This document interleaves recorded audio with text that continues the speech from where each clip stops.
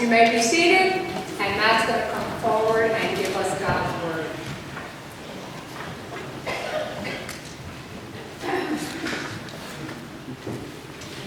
Good morning. Good morning, Matt. I'm going to adjust this. This is going to go on.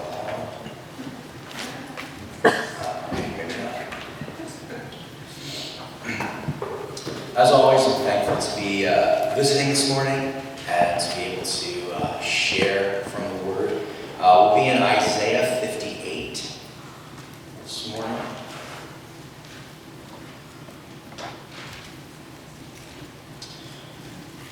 There's a lot of things happening in the world today, and a lot of changes taking place in our church contexts. Some not so good, and some very good. I think there's a lot of things. I have several friends who are wrestling through different things, such as how maybe their local church context can be operating and things like that. So I think there's some good things that are happening in the world around us. At the Hill in Medford, the church that I co-pastor at, we are prayerfully thinking through how to serve the people around us. One of our foundations for how our church is structured is something that we call missional communities, where these are like small groups on steroids, where we kind of get together around a meal, maybe once a week or once every other week, share a meal together, we'll pray together, dig into the Bible together, or maybe not. Life happens. For instance, this past week, one of the couples that's with us and has baby a little over a year old, baby was not feeling the fellowship and made it known. So we gotta head out a little early. So yeah, life happens. We're living life together. It's a group where local believers and some unbelievers gather together, share a meal, serve, love, grow in the love of Jesus with one another. And this year, as a missional community, or sometimes I call our group a missional family, I've been thinking about doing something revolving around Lent together. Now, to be honest, some of you may have been doing Lent every year for a very long time, and others of you, like me, rarely have done Lent. I grew up Catholic, so after we left the Catholic Church when I was like 10, we didn't really see the point of it then. So then once we left, we didn't see the point of it, and so we didn't do it ever. And now, kind of just revisiting this period of Lent that's coming up. It's a good season to fast from certain things. So I was struggling with what to share this morning because I think there were so many things that came to mind and so many scriptures that came to mind that I wanted to encourage each of you with. So I called Pastor, and we talked, and he mentioned how kind of his theme for this year, whether in his heart or whether he's expressed this, has been listening to God and hearing from God. And so I asked him, if there's anything particular. He said, whatever is on your heart. And I said, that's the problem. But so as I prayed, I came back to one of the passages that I was thinking about, and it's in Isaiah 58. And I think it has a lot that it can show us this morning as we think through this upcoming season of Lent. So here we go in Isaiah 58, and forgive my voice if it squeaks. He says, "Cry aloud and do not hold back. Lift up your voice like a trumpet. Declare to my people their transgression, to the house of Jacob their sins. Yet they seek me daily and delight to know my ways, as if they were a nation that did righteousness and did not forsake the judgment of their God. They ask of me righteous judgments. They delight to draw near to God.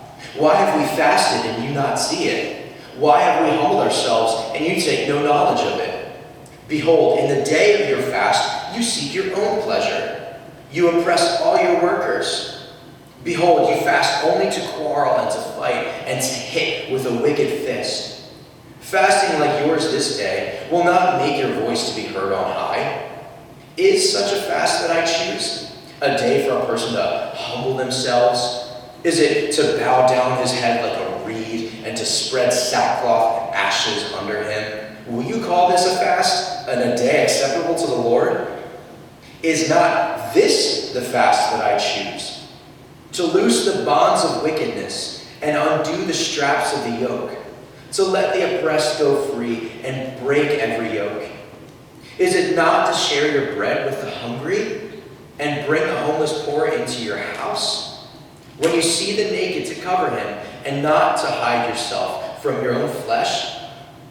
Then shall your light break forth like the dawn, and your healing shall spring up speedily. Your righteousness shall go before you. The glory of the Lord shall be your rear guard. Then you shall call, and the Lord will answer. You shall cry, and he will say, Here I am.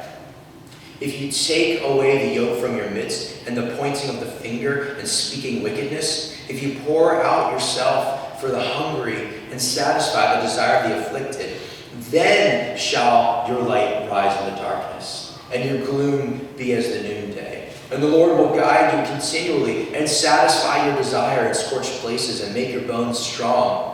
And you shall be like a watered garden, like a spring of water, whose waters do not fail. And your ancient ruins shall be rebuilt, and you shall raise up the foundations of many generations. You shall be called the repairer of the breach, the restorer of streets to dwell in. If you turn back your foot from the Sabbath, from doing your own pleasure on my holy day, and call the Sabbath a delight, and the holy day of the Lord honorable, if you honor it, not going your own ways, or seeking your own pleasure, or talking idly, then you shall take delight in the Lord. And I will make you ride on the heights of the earth. I will feed you with the heritage of Jacob your father, for the mouth of the Lord has spoken. Let's pray. Father, thank you for your word. God, bless it and take it and bury it deep within us, that it takes roots, that it nourishes us and conforms us into the image of Christ. God, thank you for this word. It's in your name. Amen. If you're unfamiliar with the book of Isaiah, it's a series of prophecies written more specifically to Jerusalem in the southern kingdom of Judah. But also parts of it were written to all of Israel, whether specifically referring to just the northern kingdom or both the northern and southern kingdom in the Old Testament. Specifically, the second half of Isaiah, chapters 40 through 66, focus on the nation's return from exile in Babylon. Now, one thing to remember about the story of the Bible in the Old Testament up until this point is that Israel was called apart from the rest of the nations to be God's representatives to the rest of the nations, a holy priesthood, a kingdom of priests, a holy nation, as God calls them. I would recommend reading Exodus chapters 19 and 20, because those are very crucial passages in the Old Testament. However, as we see throughout the rest of the biblical story, Israel fails to do that on many occasions, and eventually God gives them over to their destruction. And many of the citizens of Jerusalem and Judah are carried off into exile in Babylon. And eventually, 50 years later, after Persia kind of comes along and takes out all the other superpowers, and they reign as kind of the superpower of that day, some of the Jews are allowed to go home, back to Jerusalem. And so we start here in this chapter with a problem. That both the motive and practice of the Israelites was corrupt. In some fashion, the people think that it's back to life and as normal, everything's okay, they think they're good with God, but as we read, they are truly not doing what God has called them to do. They are not being a light to the nations. They're falling back into their old practices from the reason why they got exiled in the first place. A great book to read in the Bible about what God was, well, all the prophetic books kind of clue us in onto what God was thinking and feeling during that time and how he sent the prophets. But the book of Amos is so crucial. I would encourage you to go home this week or today and just read through it. We don't like to think of the minor prophets, whether because we may think they're unimportant because they're called the minor prophets, or because the prophetic books kind of scare us at times. I would encourage you to read that. It is a powerful, powerful book. But As we read, they're not doing what God wants them to do. He acknowledges that they are seeking him daily and wanting to know his ways, but they're not actually living a life of righteousness. This is actually a common theme throughout the whole Bible, is that the people can do the right stuff in order to seek God or to do what he says, but God won't listen to them because behind closed doors, things aren't okay. We see this actually even in the New Testament. 1 Peter 3:7. If husbands aren't respecting or honoring their wives, God won't even listen to their prayers.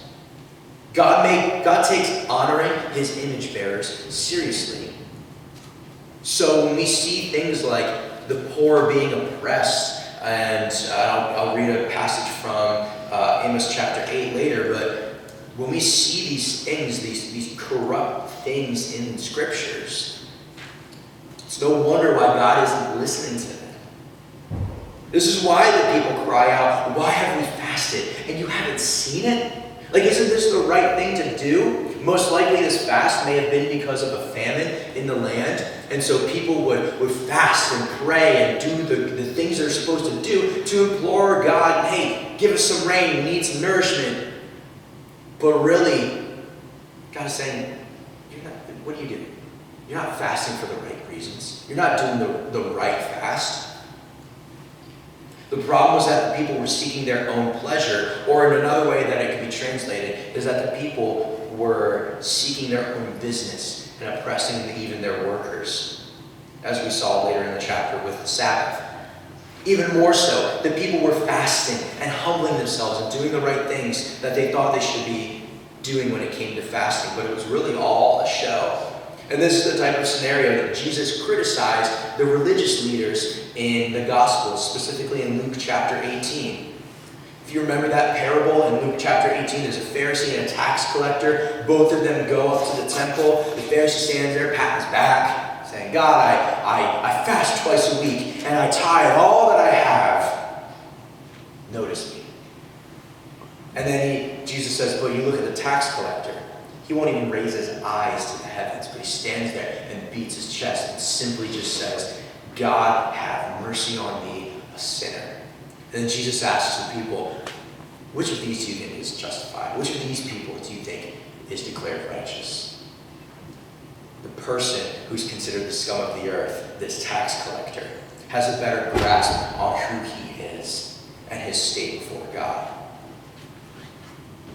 Maybe we've drifted into the show.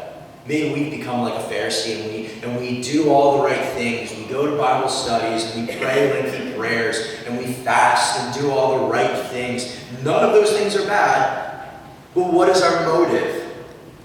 Time and time we see again in the scriptures that when the motive is bad, eventually the practice is corrupt.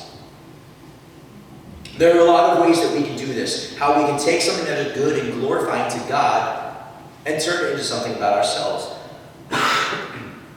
Reading the Bible, praying, gathering with a local church, all of it can eventually be turned into something that's about ourselves and what we want to hear and what we want to experience.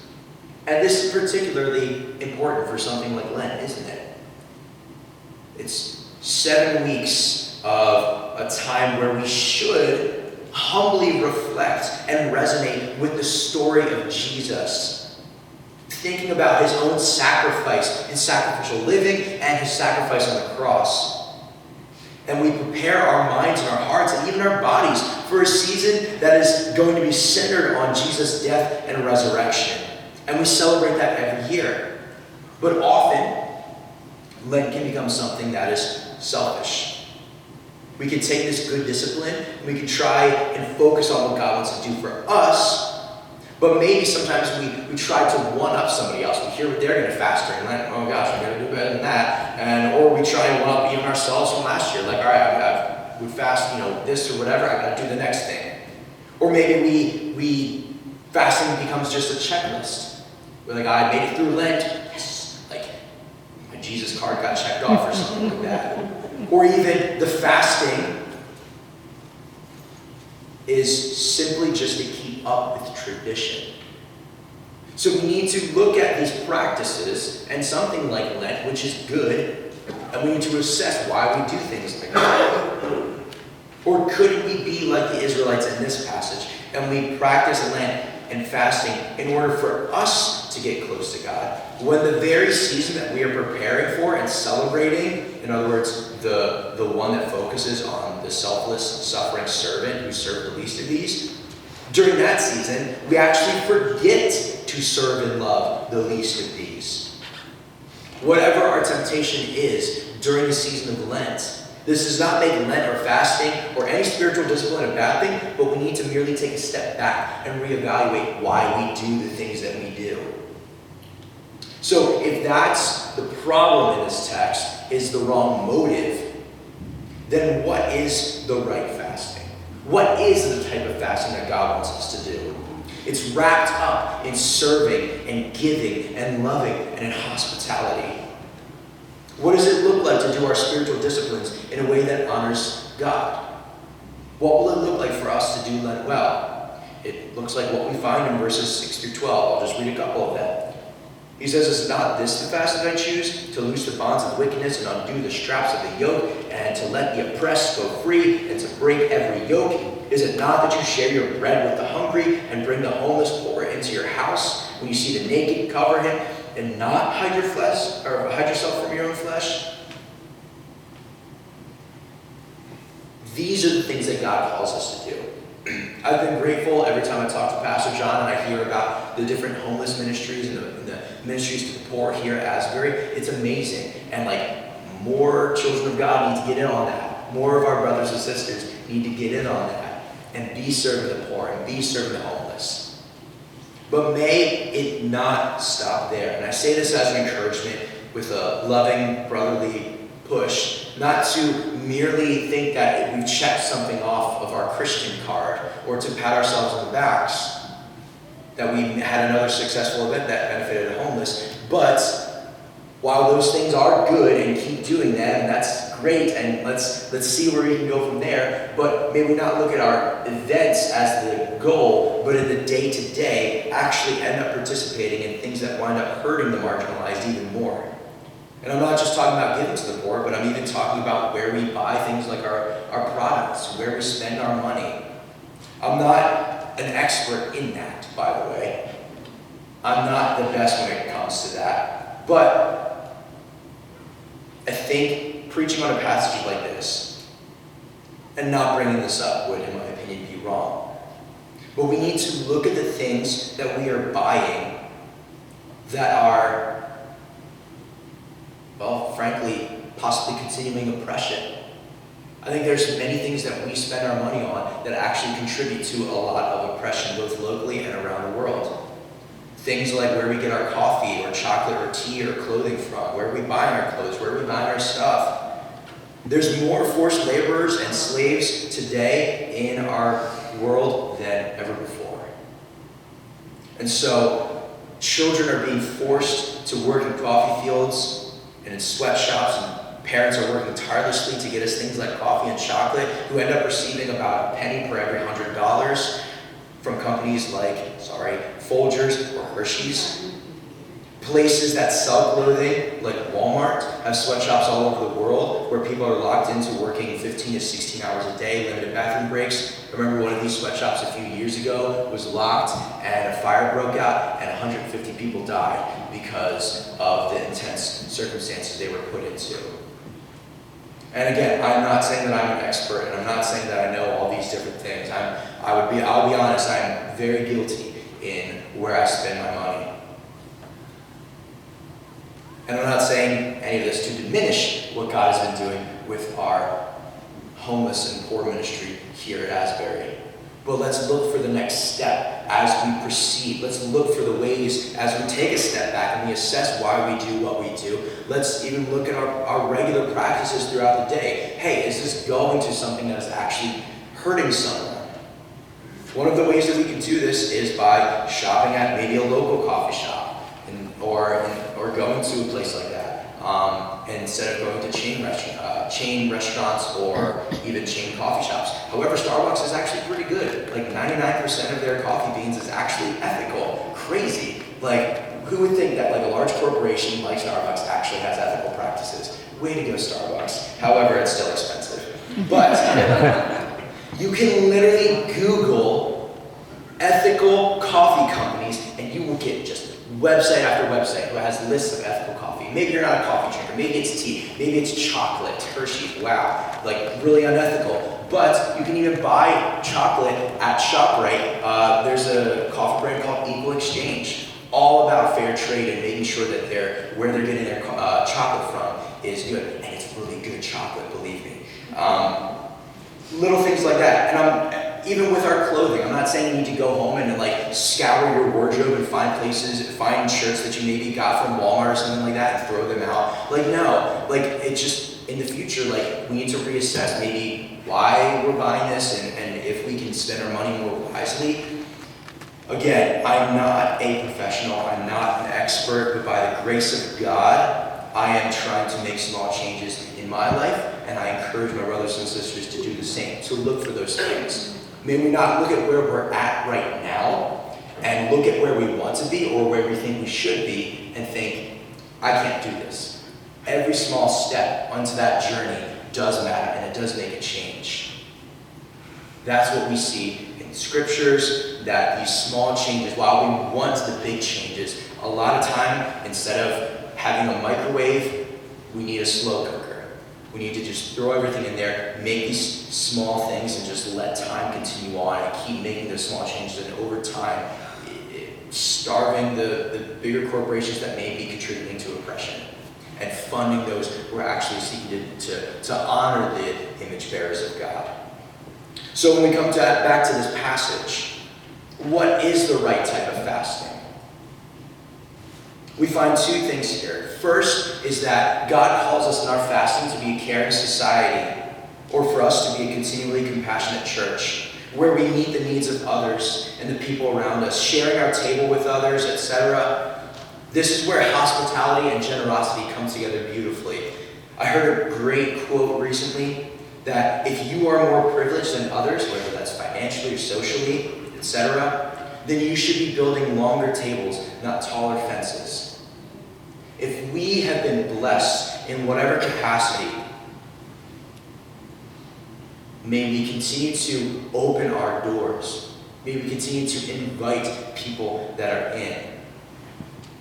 And I think this goes right in the face of our cultural motto, where everything that I buy is mine, it's my property, it's my whatever.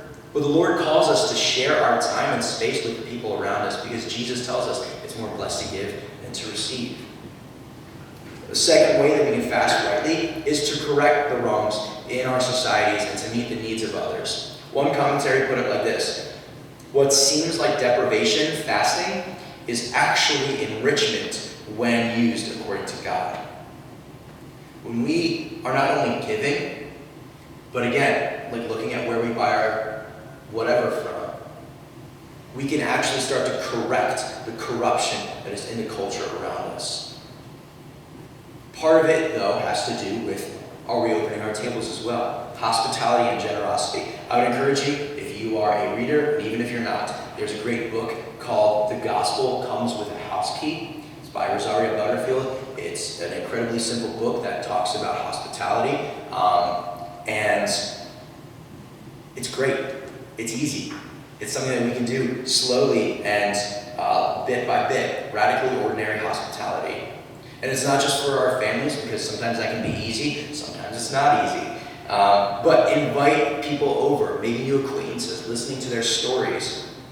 Maybe there are new neighbors that you don't know yet, or you have friends that have new neighbors that you don't know. Invite them over, celebrate, throw them a party, welcome to the neighborhood. Have them over and show them the love of Jesus. And so what does this have to do with something like Lent? Well, maybe that's whatever you're fasting from or whatever you want to reevaluate.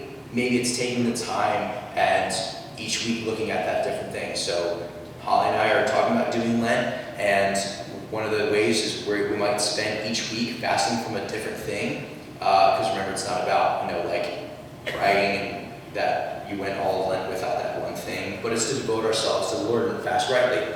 So we want to use those opportunities maybe to invite others over or pray for specific people or buy goods with ethical practices, whatever it might look like for each of you. So the last thing we see in the text, really briefly, is that God focuses on the Sabbath. If you haven't noticed yet, in the Bible, Sabbath is a really big deal. Like, read through beginning to end, and look at how many times the Sabbath is talked about, and you might be blown away. It's a really big deal in the Bible. So what were the people guilty of doing, though, in the last two verses? They were not only working, but they were actually being oppressive on the Sabbath. The prophet Amos in chapter 8 puts it like this: "Hear this, you who trample on the needy and bring the poor of the land to an end, saying, when will the new moon be over, that we may sell grain, and the Sabbath, that we may offer wheat for sale, that we may make the ephah small and the shekel great, and deal deceitfully with false balances, that we may buy the poor for silver and the needy for a pair of sandals, and sell the chaff with the wheat." Here, Amos is giving a vivid description of what the people were doing. I was actually going to preach on Amos 8, but I'll just encourage you to go home and, like I said earlier, read the book of Amos entirely, whether today or throughout the week, because it's so relevant for us today. So what does God want his people to do on the Sabbath? Not just to rest, but to enjoy it, to enjoy the Sabbath. He says, turn back your foot from the Sabbath. Your foot isn't, when he says that, it's not walking into the Sabbath, it's trampling on the Sabbath. From doing our own business and calling the Sabbath a delight. We need to remember that we need to keep the Sabbath holy in what we do, but I also want to remind you of something important, is that God wants you to enjoy the Sabbath. Why? Because when we Sabbath rightly, when we fast rightly, God says that then we will take delight in the Lord. Do things on your day of rest that are enjoyable to you, that make you reflect on the Creator. If you want to go for a run, go for a run.